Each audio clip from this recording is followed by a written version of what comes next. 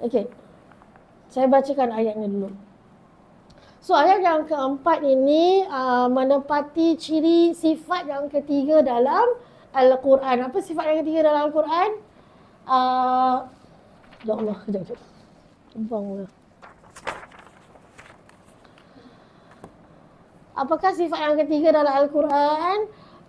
Kita dah cerita pasal sifat yang pertama, iaitu Quran tidak terpesong, tidak bengkok, berarti tidak terpesong. Yang kemudian Quran itu juga membawa berita gembira, dan salah satu daripada sifat-sifat Al-Quran adalah memberi amaran. So kalau kita lihat ayat sebelum ni, ayat yang kedua, Allah bagi amaran, tapi itu amaran bukan untuk musyrikin Mekah, itu amaran untuk kita, untuk amaran untuk kita tentang apa? Tentang ba'san syadidan, tentang satu azab yang akan datang yang amat dahsyat. Dan ayat yang keempat ni Allah cerita apa? Wa yunziral ladzina qalu ittakhazallahu walada. Wa yunzira maksud apa? Dan juga Al-Quran itu memberi amaran. Kalau saya tanya lepas-lepas ni, wa yunzira tu apa maksudnya? Memberi amaran. Okey, alladzina qalu, kepada orang-orang yang berkata ittakhazallahu walada, Allah mempunyai anak. Baik, kita baca sedikit dalam buku. Bismillahirrahmanirrahim. Pertemuan antara dua aspek menunjukkan fitrah kehidupan manusia yang sememangnya dipenuhi dengan perkara hak dan batil, dan iman dan kufur. Seorang Muslim harus bijak memilih kebenaran di atas kebatilan. Oleh hal yang demikian, surah Al-Kahfi menjadi pendinding daripada fitnah Dajjal, kerana surah ini sentiasa mengingatkan manusia tentang akibat daripada kecintaan terhadap harta benda. Baik, orang-orang musyrikin Arab beranggapan bahawa Allah mempunyai anak. Mereka mendakwa bahawa malaikat ialah anak perempuan Allah.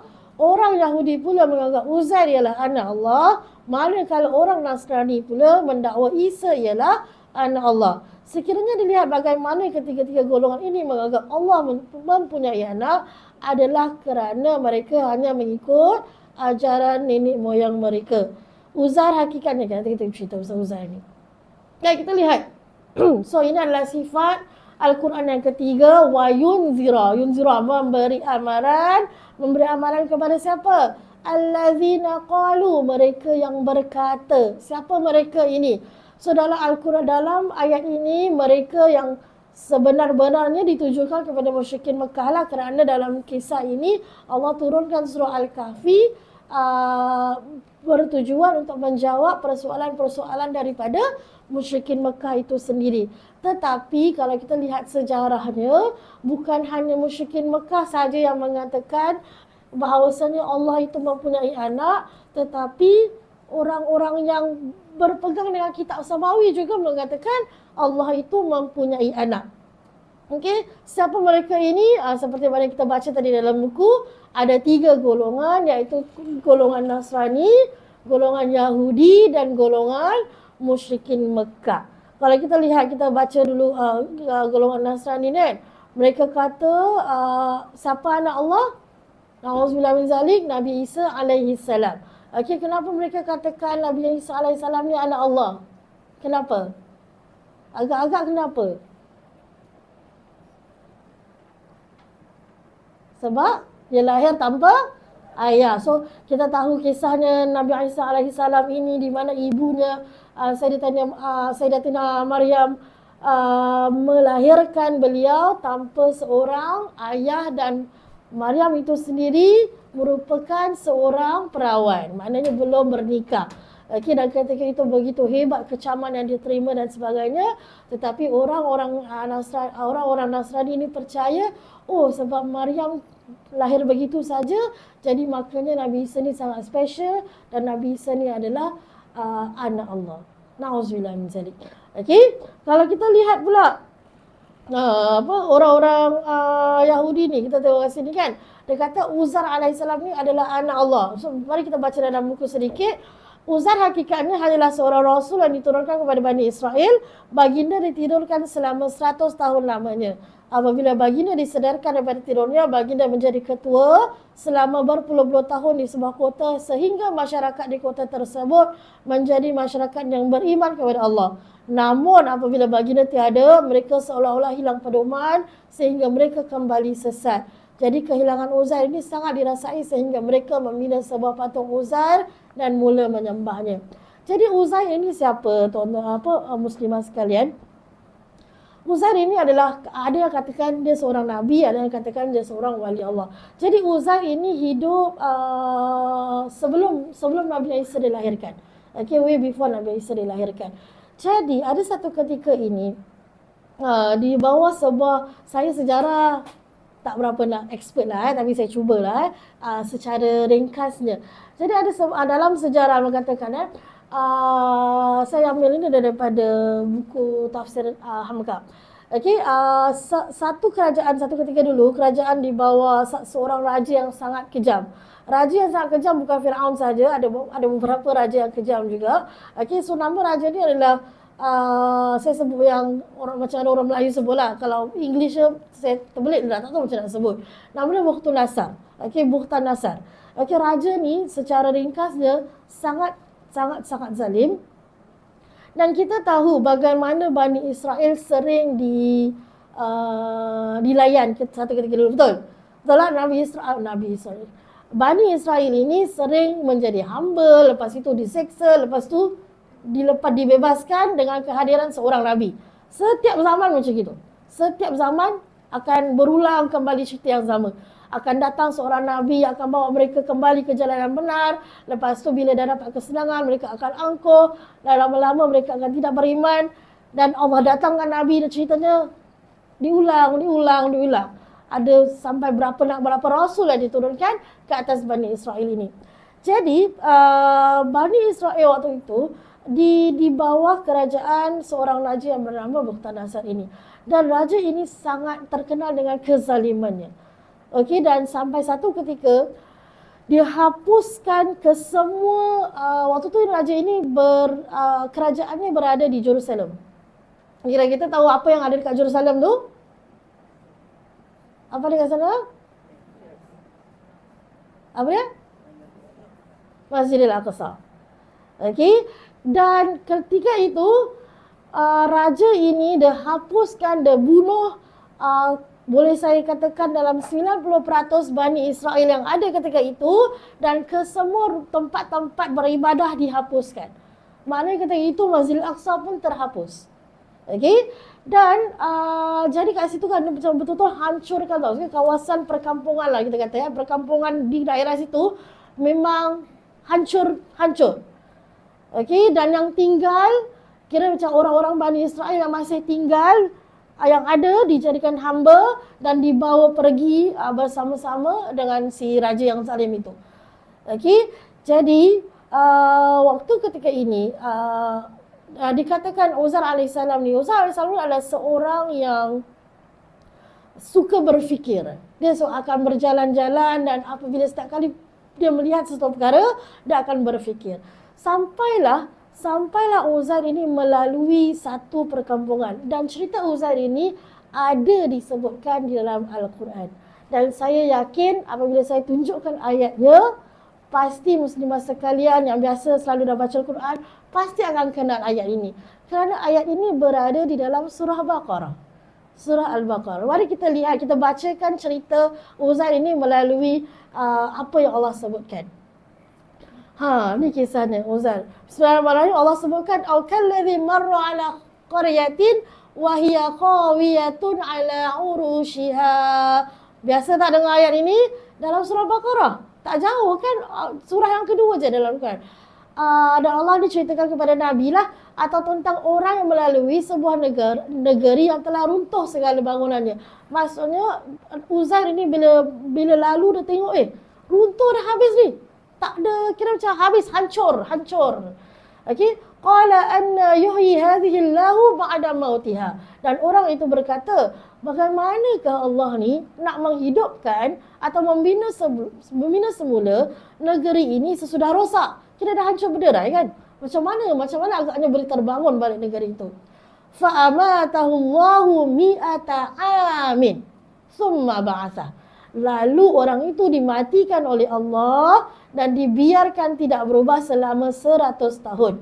Kemudian Allah hidupkan dia semula. Kira lepas dia lalu dekat kampung tu, diceritakan bahawasanya dia berehat di satu tempat. Lalu kan dia dalam fikiran kan macam mana agaknya Allah ni. Dia bila dia fikir gitu, jangan salah faham, bukan maknanya dia question Allah, bukan dia mempersoalkan kuasa Allah, tidak. Tetapi dia macam nak tahulah kan, macam mana agaknya ya negeri ni boleh membangun balik nanti satu ketika kemudian. Jadi waktu dia fikir-fikir tu dia orang kata dah jalan jauh kan, macam terlelap kononnya. Okey. Dan apabila dia sedar, maka Allah datangkan malaikat kepadanya, lalu malaikat ini bertanya, qala kam labista? Berapa lama engkau kat sini? Malaikat ni tanya pada Uzair, berapa lama kau kat sini ni? Lepas Uzair jawab, qala labistu yauman aw ba'dha yaum. Ia menjawab, aku telah tinggal di sini maybe sehari atau setengah hari. Kita kalau penat muslimah, kalau tertidur, dapat deep sleep lah tu, rasa syok tak? Seronok ke rasa macam, ya Allah, lamanya aku tidur. Macam itulah Uzair rasa, macam lamanya aku tidur. Tapi tak adalah bangun-bangun tiba dah 100 tahun kemudian. Tak ada orang akan menjagakan perkara tersebut. Jadi Uzair ni jawab apa? Dia kata, aku rasa-rasa mungkin sehari lah. Kalau tak pun setengah hari. Satu hari pun dia rasa macam over gitu So dia cakap, yauman aw ba'dha yaum. Lalu Allah cakap apa? Allah datangkan malaikat, dia cakap apa? Qala bal labista mi'ata amin. Tidak benar Uzair, engkau telah tinggal dekat sini dalam keadaan sedemikian ni selama 100 tahun. So Allah cakap, fanzur ila ta'amika wa syarabika lam yatasanna. Oleh itu perhatikanlah kepada makanan dan minumanmu masih tidak berubah keadaannya. Wanzur ila himarika, dan perhatikanlah pula kepada keldaimu, hanya tinggal tulang-tulangnya bersepah. So waktu Uzair jalan ni dia menunggang apa? Dia menunggang keldainya. Okey, jadi waktu yang dia berjalan-jalan ni maknanya dia membawa bersamanya seekor keldai dan juga few makanan lah. Jadi waktu dia tertidur tu makanannya ada di sebelah, keldainya pun ada di sebelah. Tetapi kuasanya yang Allah nak tunjukkan, Allah so-called macam menjawab persoalan Nabi Uzair lah. Scary jawab soalan sampai kena mati 100 tahun Okey. Jadi bila Allah sadarkan Uzair ni, sebelahnya ada makanan. Muslimah sekalian, makanan kalau kita tinggal seminggu, apa jadi makanan tu? Rosak dah. Kalau sebulan, berulat dah semua kan.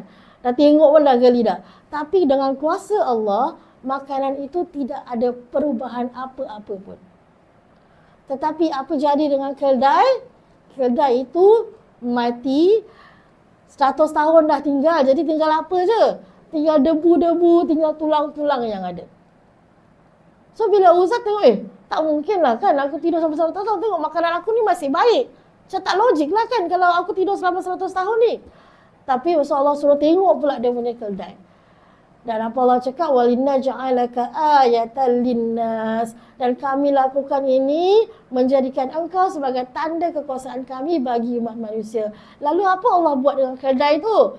Wanzur ilal 'idhami kaifa nunshizuha summa nakasuha lahma.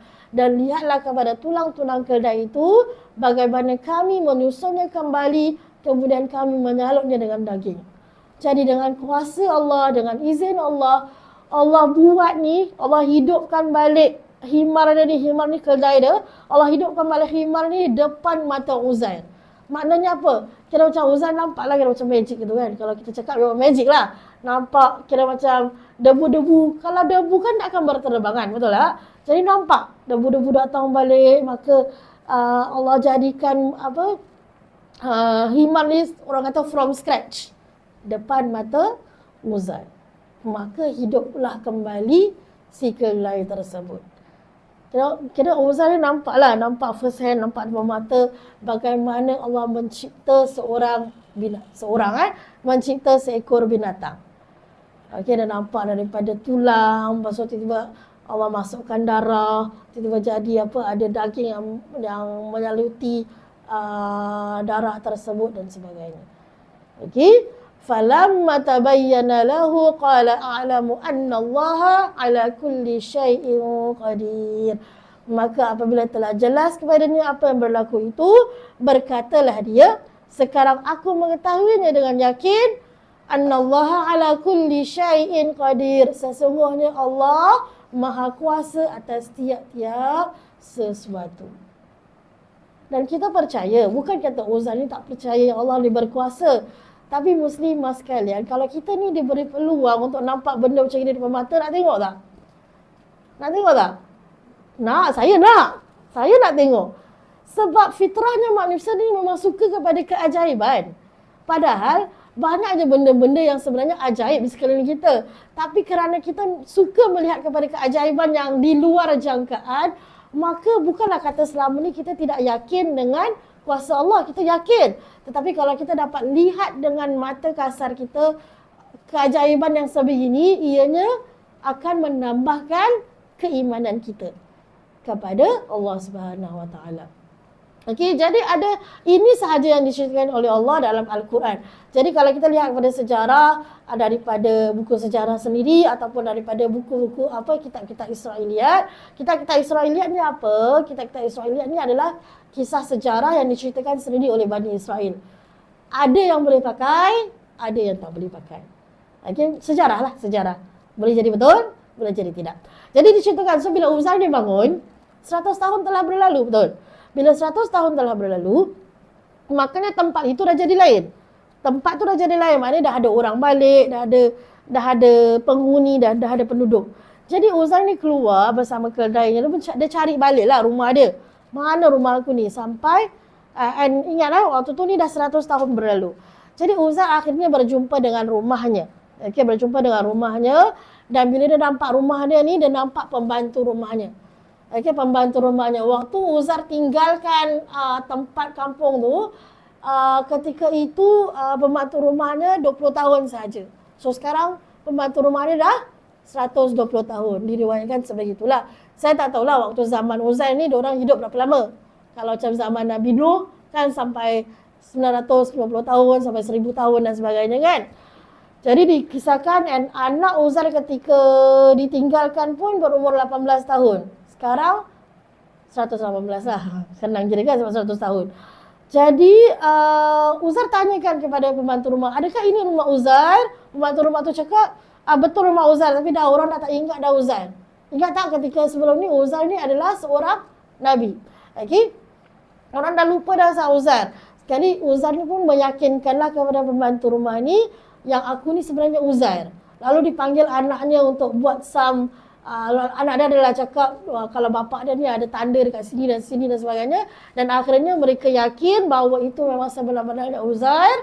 Lalu pembantu rumah dan anaknya meyakinkan seluruh penduduk kampung, kita panggil kampung je lah, penduduk kampung tu yang ini adalah sebenar-benarnya Uzair. So macam mana datang cerita yang mereka ni cakap Uzair anak Tuhan pula? Okey, number one miracle yang Uzair datangkan kononnya bila Raja Bukhtanasar itu zalim kan, dia dah hapuskan segala-galanya, dan waktu ketika itu dikatakan juga buku Taurat pun habis, hancur. Ini sebelum zaman Nabi Isa lagi Buku Taurat siapa yang mendatangkan? Nabi Musa, pandai, alhamdulillah, insya-Allah. Okey, jadi kitab Taurat katanya dihapuskan, so tak ada kopi yang tinggal.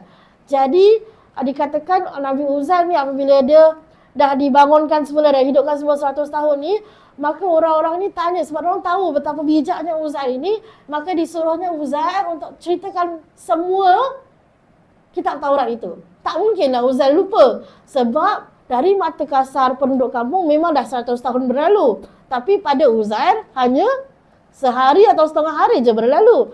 Jadi maka Uzair pun tak tahulah tulis ke kata ke cakap dengan mereka segala isi kandungan kitab Taurat itu. Dan dan orang-orang ini apabila mereka melihat keajaiban yang begini, mereka akan mula untuk compare dengan Nabi yang terdahulu. Mereka akan mula untuk berfikir dengan logik akal mereka sendiri. Sehingga dikatakan, oh Uzair ni lagi hebat daripada Nabi Musa. Sebab apa? Nabi Musa cuma sampaikan mengikut apa yang Allah kasih. Tapi Uzair dia ingat balik apa yang dah terhapus. Begitu sekali pemikiran orang-orang ini. Jadi dan Uzair pun ketika itu mentadbir ataupun lead the kampung waktu ketika itu, sampailah akhirnya Uzair dah tak ada. Membanding Sa'ad memang cerita gitu je lah. Uzair dah tak ada, lama-lama hilang pedoman, sampai dituhankan, sampai dikatakan Uzair ni sangat special ni, maka diorang akhirnya menyembah, dah tak menyembah Allah, dan menyembah pula Uzair ni. Katanya Uzair ini adalah anak Allah. Begitulah kisah Uzair ini. Jadi macam mana kita tahu orang Yahudi ni katakan Uzair ini sebagai anak Allah? Sebab Allah berfirman di dalam surah apa ni? Ayat 31 surah Taubah. Ma'na'udzubillahi minasyaitonirrajim. Wa qalatil yahudu Uzairun ibnullahi wa qalatin nasara al-masih ibnullah. Dzalika qauluhum bi afwahihim. Yudahi'una qawla alladhina kafaru min qabl qatalahumullah anna yufakun. Allah cakap dalam surah Taubah ni ayat 30, orang-orang Yahudi berkata Uzair itu putera Allah, dan orang-orang Nasrani berkata Al-Masih itu putera Allah. Al-Masih ini gelaran kepada Nabi Isa. Demikian itu ucapan mereka dengan mulut mereka. Mereka meniru perkataan-perkataan orang kafir yang terdahulu. Okey. Al-Masih menariknya ni, Al-Masih ni ada gelaran kepada dua individu. Yang pertama Nabi Isa, yang kedua gelaran kepada Dajjal. So dia ada Al-Masih yang original, ada Al-Masih yang fake. Al-Masih original ni adalah Nabi Isa alaihissalam, Al-Masih yang fake ni adalah Dajjal. Okey.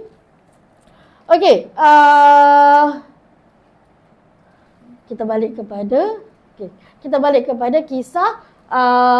Saya sambung, ayat Quran yang ada ni boleh baca. Saya sambung. Ada pun orang Kristian, saya sambung ayat muka surat 37 Ada pun orang Kristian yang mempercayai bahawa Nabi Isa ialah anak Tuhan disebabkan oleh kelahiran Nabi Isa yang tidak mempunyai bapa. Doktrin Trinity yang dipercayai oleh orang Kristian menunjukkan bahawa Nabi Isa dan Tuhan iaitu bapanya serta Ruhul Kudus ialah satu entiti yang sama.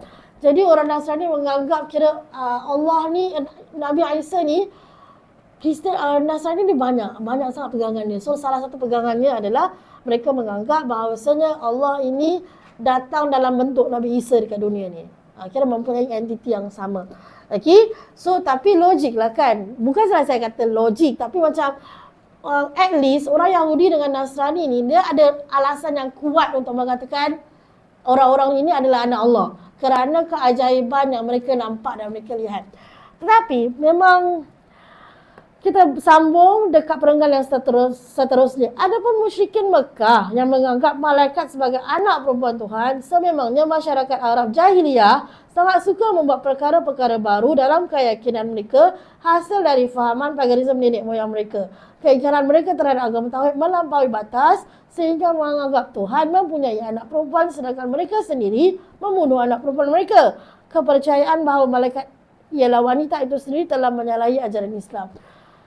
Tak ada apa cerita tu cakap malaikat anak Allah. Mereka beriman dengan Nabi Muhammad pun tidak. Betul tak? Macam mana pula mereka boleh beriman dengan malaikat? Betul tak? Dan tak ada pun ciri-ciri yang ada kisah yang bersangkut paut antara malaikat dengan mereka yang orang nampak keajaiban malaikat itu sendiri, tidak. So nak cerita betapa jahilnya zaman jahiliyah itu sendiri, betapanya tidak berilmu orang-orang masyarakat jahiliyah ketika itu. Mereka ni kalau cakap main asal boleh hembus saja. Main asal boleh hembus saja cakap. Kira macam apa yang sedap dekat mulut orang akan cakap. Jadi musyrikin Mekah ni kata tak sadar lah kata anak Allah. Siap ada gender lagi. Namanya anak perempuan Allah. Dan kalau kita lihat pemikiran tersebut ada sehingga kini. Kalau kita tengok angel ni semua, lelaki ke perempuan? Perempuan. Inilah permulaannya ni. Jahiliyah. Kan? Tetapi kalau kita tengok sejarah, tak pernah sekali pun malaikat itu turun dalam bentuk wanita. Setiap kali Allah turunkan malaikat untuk bertemu dengan Nabi Muhammad atau Nabi sebelum-sebelumnya, selalu turun dalam bentuk seorang lelaki. Bentuk seorang lelaki. Tak pernah sekalipun, walaupun kita tapi ini kita kena percaya, malaikat tak ada gender. Malaikat bukan lelaki, malaikat bukan perempuan. Tak ada gender. Cuma bila Allah turunkan, ialah kan nak jumpa dengan Nabi. Kalau turunkan dalam keadaan perempuan, tak akan jadi fitnah. Betul tak? Jadi maka Allah turunkan dalam bentuk yang sama, dalam gender yang sama. Tetapi hakikatnya malaikat itu tidak ada gender. Apa gender? Jantina. Tidak ada jantina. Okey. Maka oleh itu Allah sambung ayat yang kelima ini. Allah cakap apa? Tadi dah cakap kan, wa yunzirul ladzina qalu takhazallahu walada. Dan lalu Allah sambung, ma lahum bihi min ilmin wala li abaihim. Dan mereka ini sebenarnya tidak mempunyai sebarang pengetahuan mengenainya, wala li abaihim. Dan tiada juga bagi datuk nenek mereka. Datuk nenek ni kira nenek moyang mereka lah kan. Kaburat kalimatan, besar sungguh perkataan syirik, takhruju min afwahihim, yang keluar daripada mulut mereka. Iyaquluna illa kaziba. Mereka hanya mengatakan perkara yang kaziba. Kaziba membawa maksud apa? Perkara yang dusta semata-mata. Okey, dusta semata-mata. Okey. Dalam ayat ini bila Allah dah turunkan wa yadhurul ladzina qalu takhazallahu walada, Allah dah bagi amaran mereka ini suka cakap Allah ada anak. Lalu ayat seterusnya dalam ayat nombor 5 ini Allah menyangkal 3 kali keterangan mereka itu. 3 kali menyangkal, kira macam Allah nak tunjuk betul-betul Allah reject apa yang orang cakap ni. Okey. Penyangkalan yang pertama dekat the first part of the ayat. Ni masih ayat 5 Ma lahum bihi min ilmin wala li abaihim. So Allah ni ada anak ke? So lahum, kita tengok ma lahum, kalau kita tengok lahum, hum ni berbalik kepada siapa? Berbalik kepada musyrikin Mekah, orang-orang Arab ketika itu. Okey. Bila kita belajar ayat-ayat ni kan, mesti ada dalam beg pemikiran kita. Ini adalah sebab-sebab penurunan, mesti ingat sebab-sebab penurunan ayat surah Kahfi ni. Okey, untuk menjawab 3 persoalan tersebut. Okey, mesti ingat segala apa yang Allah sampaikan dalam surah ini ada kaitan dengan mereka. Okey, jadi lahum ini, hum berbalik kepada siapa? Hum ini mereka. Okey, hum ini mereka. Mereka itu siapa? Orang-orang musyrikin Mekah. Bihi. Okey, malahum bihi. Mereka ini sebenarnya tak tahu apa-apa tentangnya. Nya tu siapa? Nya tu apa? Okey, kalau kita tengok hi tu berbalik kepada ada mufassir meriwayatkan mentafsirkan hi itu yang pertama ilmu mengenai Allah. Okey, mengenai Allah. So, diorang ni sebenarnya tak tahu apa-apa pasal Allah, tapi nak sibuk nak cerita pasal Allah. Surah beriman tak nak? Okey. Yang kedua, ataupun ilmu mengenai apa yang mereka katakan. Macam saya cakap tadilah, mereka ini memang terang-terang menunjukkan betapa jahilnya mereka ini. Betapa mereka ini memang hidup dalam keadaan yang jahiliah sangat. Sebab mereka main kata je tapi tak memikirkan konsekuensinya. Diorang main sembur je lah apa yang mereka katakan. Surah kata main cakap je, tak fikir. Okey? Dan wala li abaihim, keturunan mereka pun tak tahu menanggu pasal Allah. Tapi sibuk nak cerita Allah itu ini, Allah itu itu.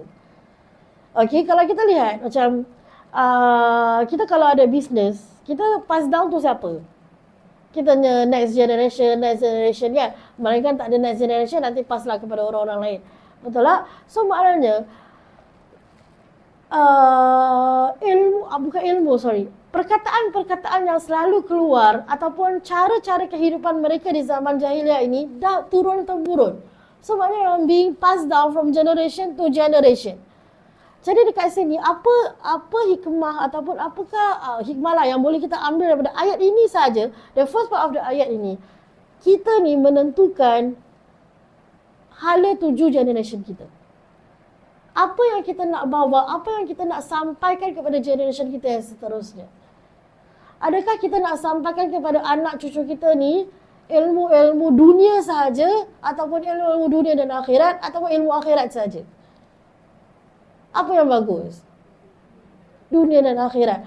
Kita kena ajar mereka, kita tak boleh ajar mereka akhirat sahaja pun. Kita nak kena ajar mereka ilmu-ilmu dunia juga. Antara ilmu-ilmu dunia yang ada adalah bagaimana beradab, peradaban dengan manusia, bagaimana berkomunikasi dengan manusia, bagaimana kita menjaga hak-hak orang lain di sekeliling. Ada banyak.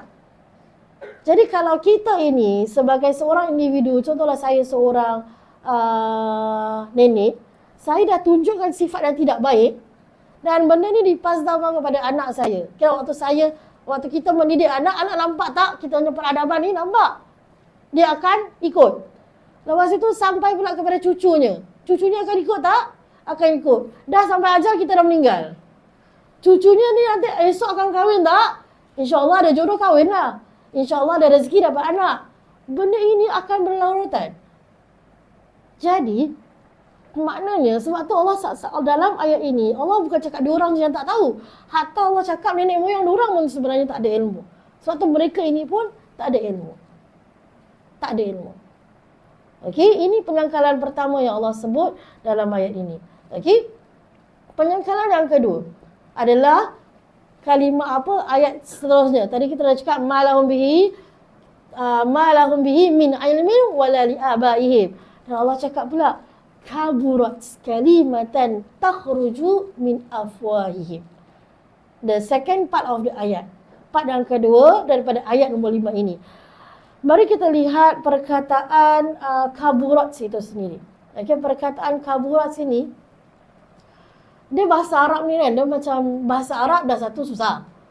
Dan Quran menggunakan, ini kan kata-kata Allah, betul lah. Dan Al-Quran menggunakan high level dalam bahasa Arab. Okay, high level dalam bahasa Arab. Okay, kaburat sini kalau kita lihat dia ambil perkataan, senang kata kabir lah, besar. Okay, besar. Kaburat ni mau besar. Tapi ini didatangkan dalam bentuk kata kerja.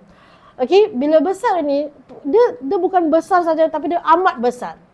Okay, amat besar. Okay, Allah nak tunjukkan betapa besarnya kalimatan ini menunjukkan kepada perkataan lah. Allah nak menunjukkan betapa besarnya perkataan yang terkeluar dari mulut mereka ni. Maksudnya apa tau? Terlampau dahsyat dan macam like, orang kata macam like, how dare you? Macam tu lah. Berani kau cakap macam gitu So kita kalau, and kaburas ini juga bersifat selamanya. Saya bagi contoh, kalau saya cakap, awak datang masjid, awak masuk musalla, dapat musalla ni kan, awak cakap, oh cantiknya Masjid Al-Istighfar ni. Awak cakap cantiknya Masjid Al-Istighfar ni merujuk kepada bila? Time tu ataupun in the future? Sekarang kan, in the future manalah kita tahu. Tutup Masjid Istighfar tak kemas, tak apa, tiba-tiba jadi tak cantik ataupun tiba-tiba jadi lagi cantik. Kita tak tahu. Tapi bila kita cakap dia cantik, ketika itu. Tapi kalau kita cakap, contoh kalau word cantik dalam bahasa Arab, saya gunakan perkataan hasunat. Saya ambil baris yang sama. Kita cakap hasunat. Kita pakai word hasunat. So cantiknya Masjid Istighfar ni selama-lamanya. So maknanya, selama-lamanya lah Masjid Istighfar. Cantiknya macam gitu. Tak ubah. Selama-lamanya. So bila Allah gunakan perkataan kaburat kalimatan ini, maknanya dahsyatnya perkataan mereka ini selama-lamanya. Dulu, kini dan selamanya. Setiap kali mereka tuturkan perkataan Allah itu mempunyai anak, perkataan itu terlampau dahsyat. Dan macam mana kita nak tahu betapa dahsyatnya perkataan ini, Allah terangkan juga betapa dahsyatnya perkataan ini dalam surah lain. Dalam surah Maryam. Dalam surah Maryam pun Allah ada cerita betapa orang-orang ini mengatakan yang Allah ada anak. Dan Allah cakap apa tahu? Sesungguhnya kamu telah mendatangkan sesuatu perkara yang sangat mungkar. Apa yang perkara sangat mungkar tu? Bila mereka katakan Allah itu mempunyai anak. Dan apa efek dia? Efek dia adalah, boleh baca kat situ kan? Hampir-hampir langit itu boleh pecah. Okay? Hampir-hampir bumi boleh terbelah. Hampir-hampir gunung-gunung ini boleh runtuh. That is the effect of saying yang Allah itu ada anak. Okey, betapa mungkarnya perkataan tersebut. Hatta Allah menggambarkan yang kalau sebut ayat itu sebenarnya kalaulah Allah nak jadikan perkara ini, na'udzubillah, boleh jadi. Bila perkataan itu dituturkan, langit itu boleh pecah, bumi boleh terbelah, gunung boleh runtuh. Bila terjadi benda tu, kiamat nanti. So itulah dahsyatnya perkataan yang dikeluarkan. Okey, dan kalimatan ini merujuk kepada perkataan yang kalimah ini kita pernah biasa kan dengan kalimah, tapi kalimatan yang digunakan oleh Allah dalam Al-Quran kebanyakannya merujuk kepada perkataan yang tidak baik. Okey, walaupun kadang-kadang dalam Al-Quran kita akan jumpa juga kalimat Allah atau kalimatullah, tapi ayat seterusnya akan membawa perkara Allah akan macam bagi warning ke, macam itulah. Okey, so kalimatan itu kalimah, perkataan. Okey, takhruju min afwahihim. Sampaikan betapa besarnya perkataan nurani sampai Allah explain lagi yang keluar dari mulut mereka. Kenapa Allah nak kena explain? Kalau kita cakap berkata-kata, kata-kata tu keluar dari mana? Daripada mulut kan? Ada keluar dari tangan? Tak ada. Tapi kenapa Allah explain?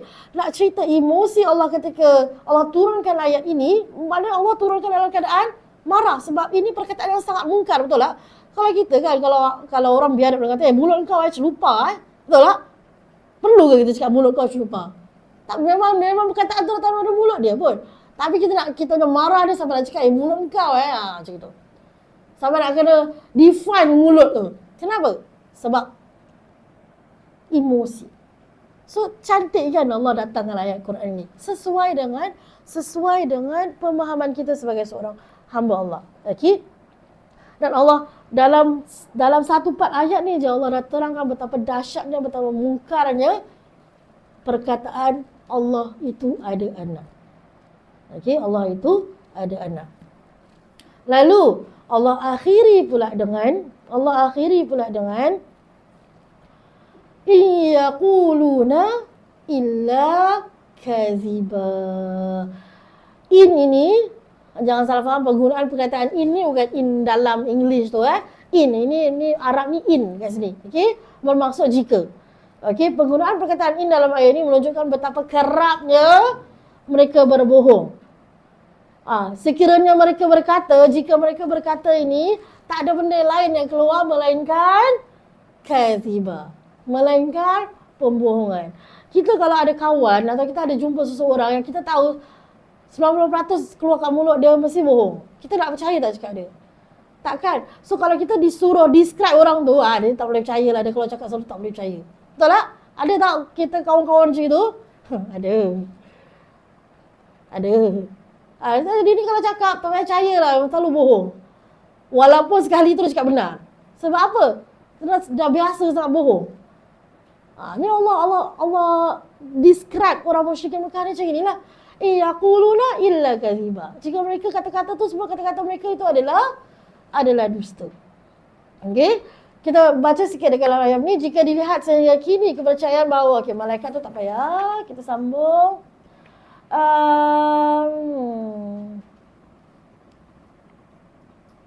Okey, yang ni semua saya dah explain pasal malaikat kan? Okey.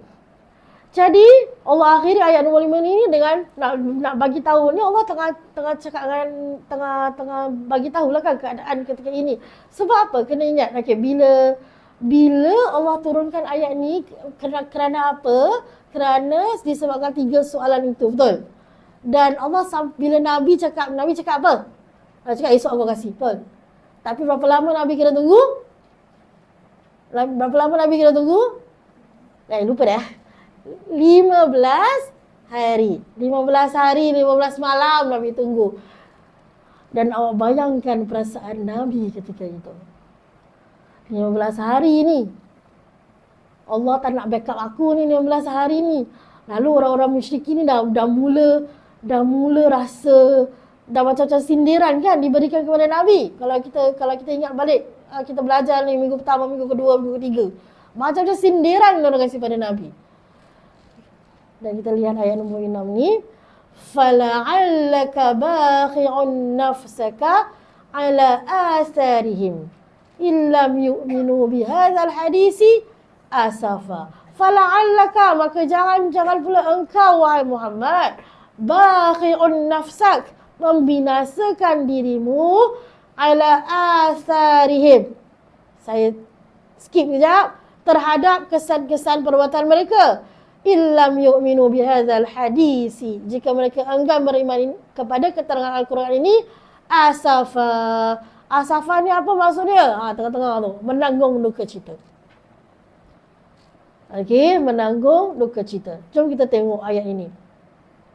Kita baca sedikit dalam buku dulu. Segala kepercayaan, muka surat 38, segala kepercayaan mereka yang keluar dari mulut mereka tidak lain hanyalah perkataan dusta semata-mata. Maka dengan itu Allah memberitahu kepada Rasulullah sallallahu alaihi wasallam agar tidak bersedih sekiranya musyrikin Mekah enggan beriman dengan ajaran Islam. Qatadah mengatakan ditakuti kemungkinan Nabi akan mencelakakan dirinya sendiri kerana bersedih dengan keingkaran mereka. Sampaikan sahaja kepada mereka risalah. Sekiranya mereka beriman, enggan beriman, biarkan mereka. Sesungguhnya Allah yang memberi hidayah kepada mereka yang dikehendakinya. Jadi kalau kita lihat ayat 1 sehingga 5, Allah cerita berkenaan dengan sifat-sifat Al-Quran itu sendiri, dan Allah cerita betapa jahilnya musyrikin Mekah ini. Tetapi ayat yang ke-6 Allah direct cakap dengan Nabi. Macam mana kita tahu? Sebab Allah menggunakan perkataan ka dekat situ. Fala'allaka, jangan-jangan bilang engkau wahai Muhammad. Kita dengar saya dah squarekan dekat ka tu kan, yang ada kamu tu. Ni kamu, Allah cakap dengan Nabi ni lah. Maka jangan dia bilang engkau wahai Muhammad baghi'un nafsak, membinasakan diri kamu, mencelakakan diri kamu. Ini ada riwayat katakan ini adalah kata-kata daripada frasa Arab purba. Kita macam old ancientnya Arab, diorang punya phrase lah, diorang punya poem ke, diorang punya syair ke macam itu. Okey, so diorang gunakan perumpamaan ini apabila terlampau duka cita lah orang kata. Okey. Dan kerana terlalu marah dan kecewa dengan diri sendiri hingga makan diri sendiri. Dan macam gini, Allah ini adalah kesayangan Nabi Muhammad SAW. Okey, cinta Nabi kepada Allah sama tak dengan cinta kita kepada Allah? Tak sama. Jauh lagi.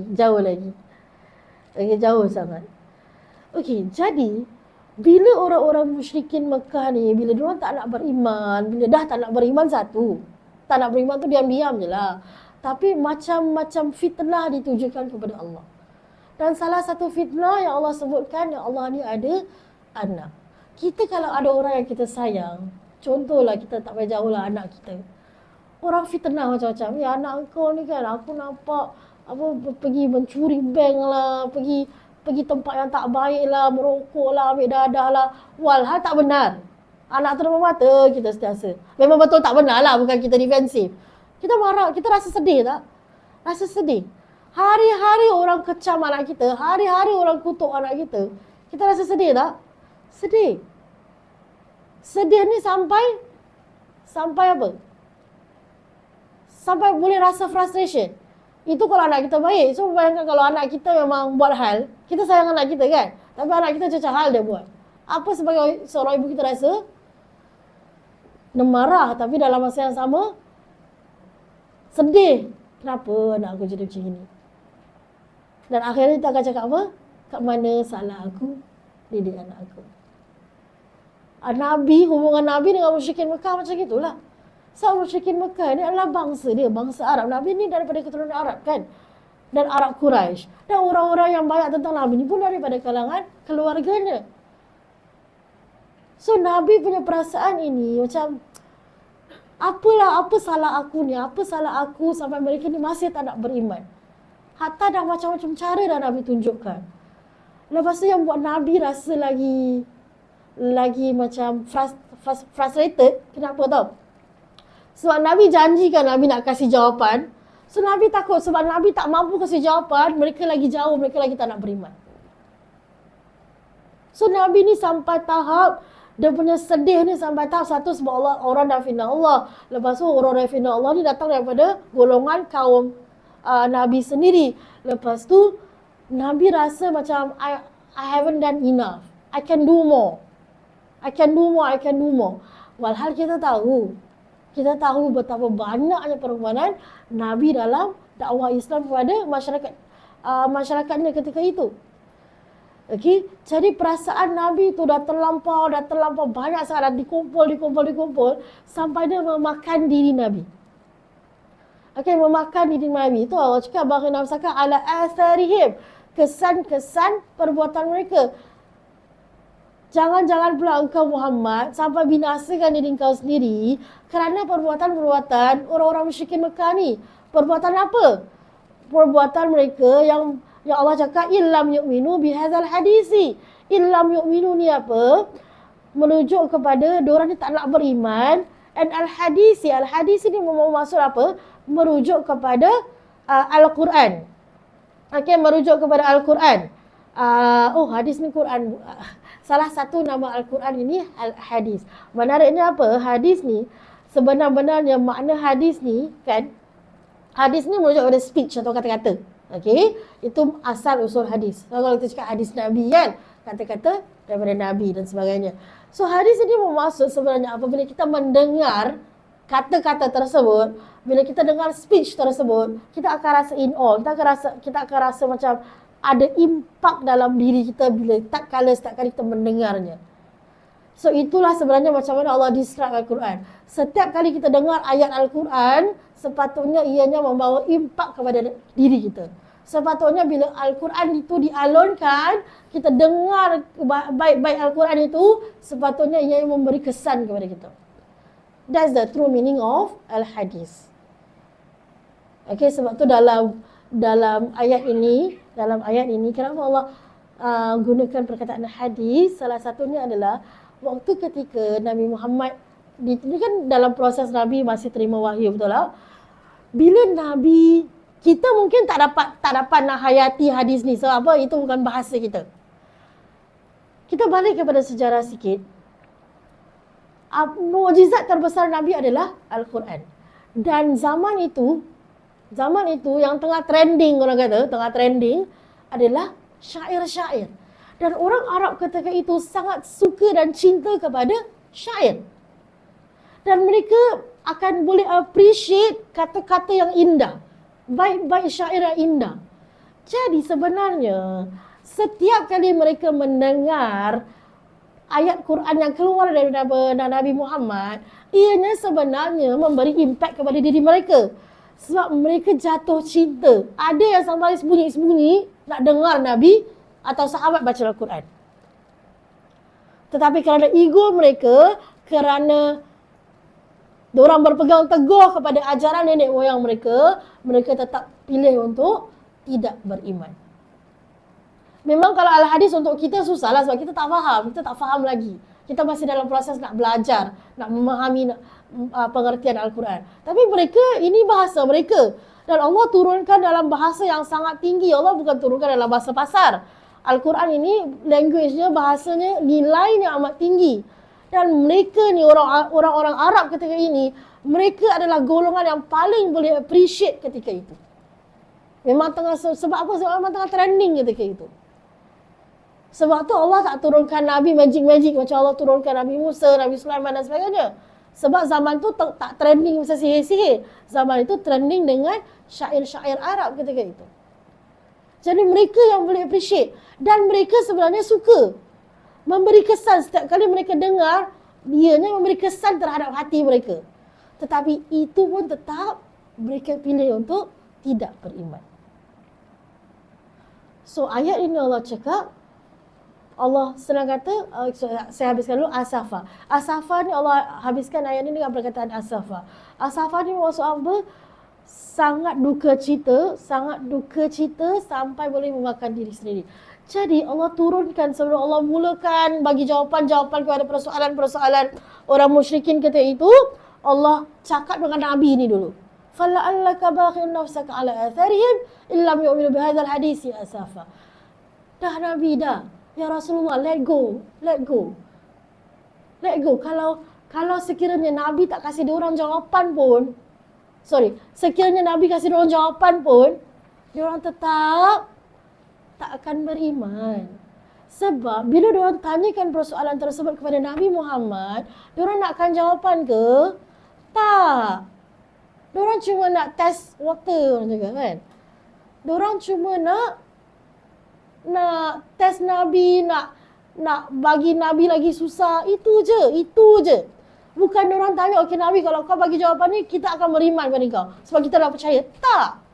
So Allah cakap, Allah pujuk Nabi dalam ayat ini. Allah cakap, let go. Let go Nabi.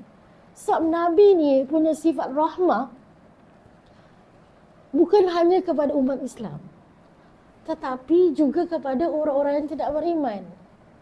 And dalam ayat ini, secara tersiratnya juga, Allah cakap apa? Allah nak bagi tahu kita yang Allah ini mampu untuk ada that so-called macam endless love. Apa endless love? Cinta yang tak berakhir. Apa? Cinta yang berpanjang. Apalah endless love. Fahamlah endless love tu apa? Cinta yang selama-lamanya atau cinta yang tiada limit, tiada had. Tetapi manusia takkan boleh ada cinta yang sebegitu. Apabila manusia ada cinta yang sebegitu, ianya akan memakan dirinya sendiri. Itu yang saya cakap tadi. Sebagai contoh, senang anak lah kan. Sayang anak tak sayang. Tapi kalau kita sayang anak ni, sampai kita makan diri sendiri, sampai kita merosakkan diri sendiri, apa cerita dengan orang lain yang perlukan, yang ada hak terhadap diri kita? Contoh kita ada 3 anak, 1 anak buat perangai, kita sayang sangat anak tu. Tapi kita macam sayang sampai anak tu buat hal macam mana pun kita tak sayang yang orang kata tak ada limit. Sampai anak-anak lain terabai, suami terabai, hak-hak orang terhadap diri kita ni terabai. Sebab apa? Sebab dia dah makan diri kita. Manusia tak akan mampu ada that endless love. Hanya Allah sahaja. Sebab apa? Sebab apa Allah sahaja yang boleh ada endless love? Sebab apa Allah sahaja yang boleh ada? Allah ni Maha Pengasih. Kerana kalau kita ni tak sayang Allah pun, ada efek dekat Allah tak? Tak ada. Sebab apa yang boleh makan diri, sayang sampai makan diri sangat ni? Sebab kita nakkan balasan kasih sayang daripada orang tu. Kita nak anak tu sayang kita. So kalau pemahaman kita, kalau anak tu sayang kita, maknanya dia akan buat perkara yang baik ke tidak baik. Perkara yang baik, dia akan fikirkan kita sebelum melakukan perkara-perkara yang tidak baik. Betul tak? Jadi Allah cakap dengan Nabi, let go. Diorang ni yang takkan beriman. So let go. Kau kena choose. Sama ada kalau kau sampai makan diri, apa jadi dengan kau punya tanggungjawab sebagai seorang Rasul? Ada umat-umat lain yang masih perlukan engkau. Jadi Allah cakap dengan Nabi, let go. Jangan sampai ini. Dan dalam ini juga Allah nak cakap, kau berdakwahlah macam mana pun, kita ni nak ubah orang. Kita ajak bersama-sama kawan, jom kita sama-sama berhijrah. Tapi yang bagi hidayah siapa? Allah Subhanahu Wa Taala. Kita boleh usaha, tapi hidayah milik Allah Subhanahu Wa Taala semata-mata. Dan itulah tanggungjawab utama kita. Kena sentiasa berusaha. Usaha je. Tapi kalau tak mampu, tak dapat, itu dah bukan kerja kita. Hidayah kita tak boleh kasih, cuma Allah yang boleh kasih. Okey, hidayah apa yang kita boleh kasih? Nama anak aja ni. Okey, Allah Ta'ala alam. Kita berhenti setakat ini dulu. Saya sebenarnya belum habis lagi cerita pasal ayat ni, tapi kita sambung insya-Allah next week sedikit sebelum kita masuk kepada ayat yang seterusnya. Insya-Allah next week kita akan habis episod 1. Okey?